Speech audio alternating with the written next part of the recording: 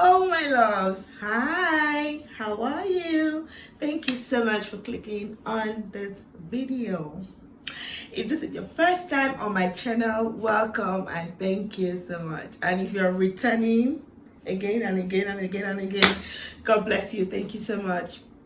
I appreciate you, my loves. Don't worry, I have enough love to go around. Okay, I have enough love for us, so I'm gonna be just calling you guys my loves. Thank you so much, my loves. You're welcome to this episode. Today I want to be sharing with you my personal encounter with God. Okay. I grew up in a Christian background. Okay, many people don't know this, but I grew up in a white garment church background. And I remember so much how I used to be so frustrated when we were coming back from church and heading home. The floors would be so hot and my legs would be hurting. I'm like, oh my God, why is it so stressful to go to church and and all those things. And I said to myself that once I am 18, hey, I'm going to go and look for a church where I can be wearing shoes to church. But I loved the music in White Garment Church. Their music is very spiritual. So that used to sort of make me endure the pain, right? And yeah, so that's like my just basic Christian background, right? And so one day like that, my elder brother became a born again Christian. He started attending this Pentecostal church, and he is my favorite sibling. Okay, because we are 6 and 3 girls, 3 boys, and we take ourselves one. So we're like a team of 3. So he was my own twin, right? I don't know. So I was always looking at him. He was always praying, speaking in tongues, fasting, waking up at odd hours, praying. I was like, okay. So one day he just told me and my immediate elder sister to go with him to church. And that was how he was able to snatch us from my mom's church and started taking us to his church.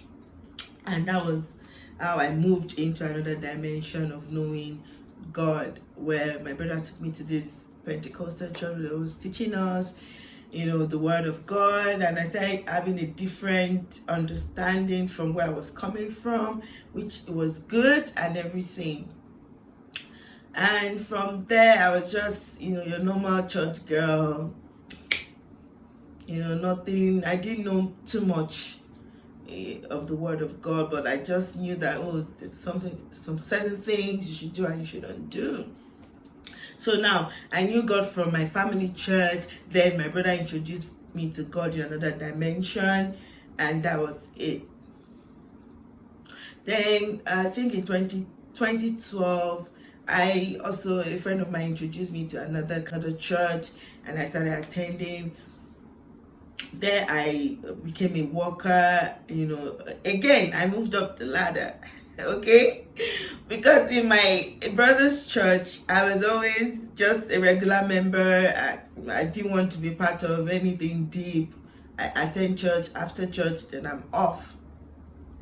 But by the time I joined this other church in 2012, I became a worker, loved the experience, I lived for it. I was such a committed member, a committed worker, and I'm so grateful that I had that experience and that training, because it has molded me to becoming the woman that I am today. Now, let's fast forward to 2017.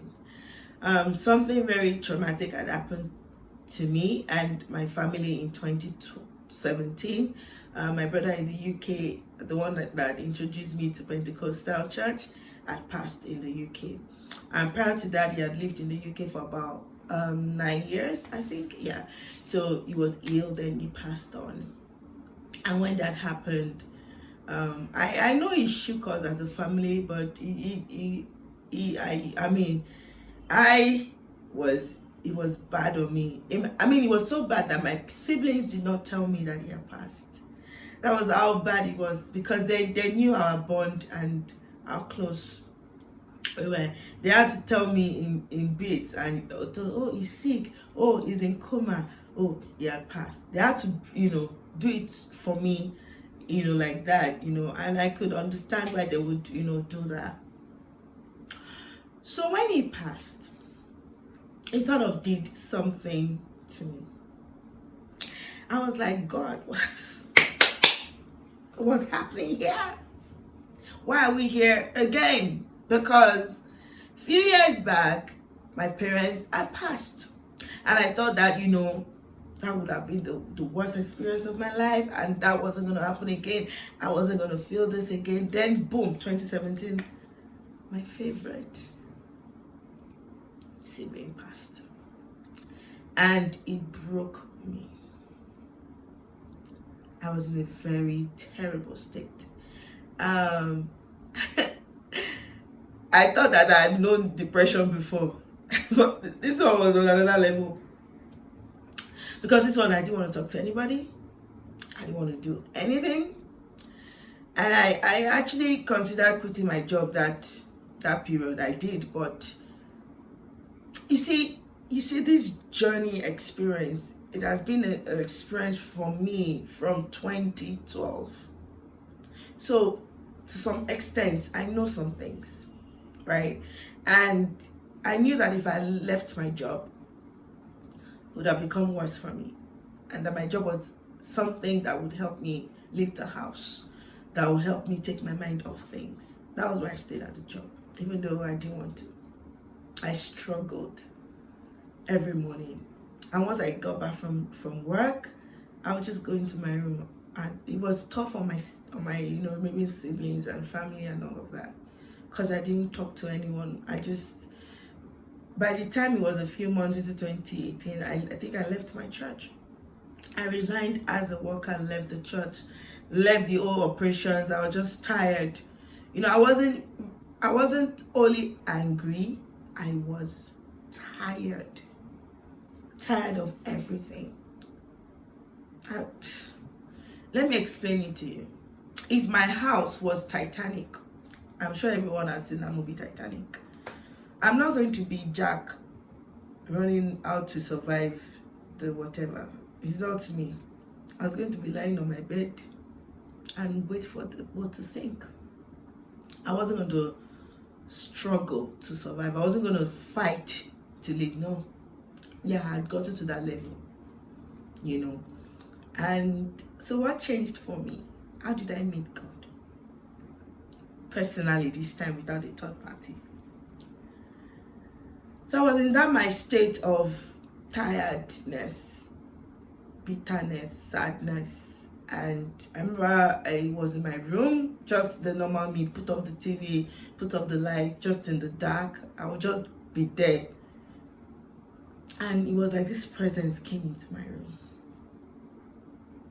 Mind you, I'm a Christian. I know some things, but I wasn't having it. So while I was upset, I wasn't upset with God. I just like, God, just stay in your corner and leave me alone. So it was more of like, everybody should leave me alone. I don't want anything. If there's anything I want, I just want my brother. Right? And that beautiful day came in 2018. The presence entered into my room. It was so overwhelming.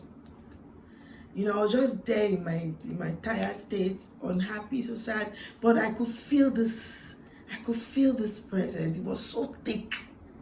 It was so overwhelming. And I'm like, what is happening here? Now you want to come to me? God, thank you for your mercy. I was like, I don't want this presence. Leave me alone.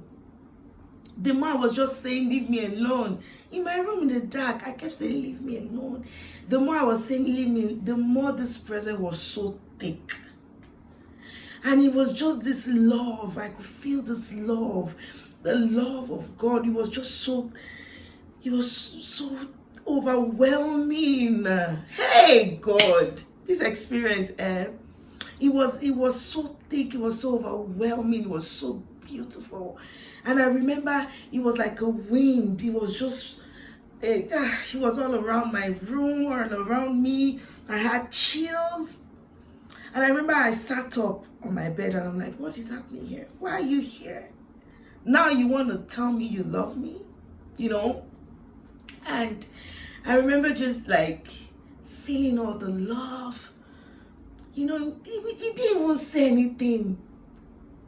The love was just coming in. It was almost as if it was sapping every anger, sapping every hurt, taking away every tiredness, every sadness. It was like, you know, it was like the love was just overshadowing me. It was just like filling me up. I was just like, oh my God. I felt the love. When I remember that encounter, I am humbled. Because mind you, by this time, I didn't want to have anything to do with God.